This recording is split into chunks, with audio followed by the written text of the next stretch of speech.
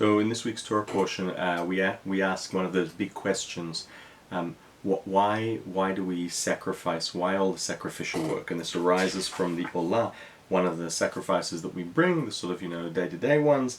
And Nachmanides starts by giving Maimonides' answer in the Guide of the Perplexed why you do the sacrificial work.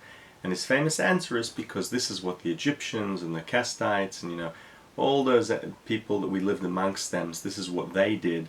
They worshipped these animals, so sort of as a cure for this, we are going to slaughter and sacrifice these to our God to fix things. And Nachmanides doesn't accept this answer. He doesn't like it, to say the least. He starts off by saying, that's not really going to cure their stupidity. He says the problem isn't that they, that these are the things that they worship. They worship the stars and the signs. And they brought, different sacrificial stuff to except for the Indians that wouldn't, sacrifice cows, of course. But he says, the real issue is who they think is the God. That's the problem. That's the root of it. So he says it's not about that. And he says, moreover, Bilam and Noach, there are other instances in the Bible where, people are bringing sacrifices and making sacrifices.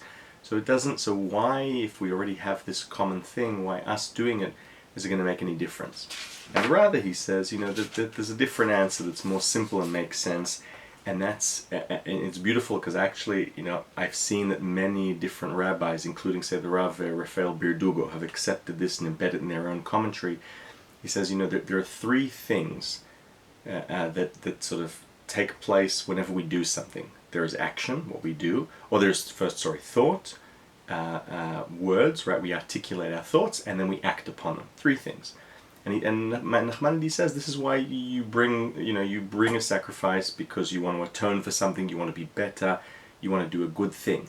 So by placing your hands on the animal, you are then thinking of your actions, right? The physical aspect, and then when you see that the different bits that are being burnt that sort of caused you to lust something or to then go and do something, and then by confessing, you are then using your speech, your words.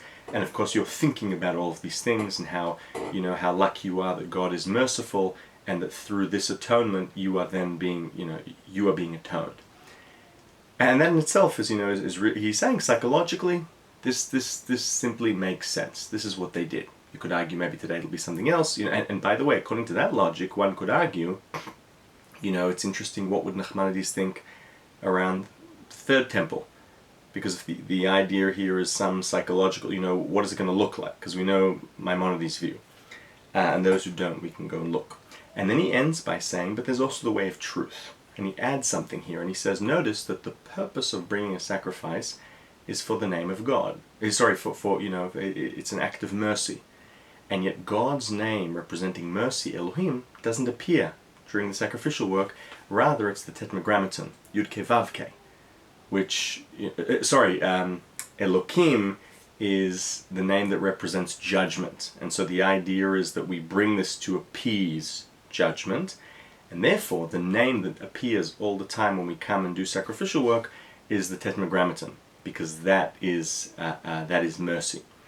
And then he says to us that when you come and bring the sacrifice, this is the name you are meant to be thinking of, be meditating on, the Tetragrammaton, which is fascinating because it makes one wonder, when there is no more sacrificial work, is Nachmanides perhaps alluding to some of the practice that one can do in terms of meditating to sort of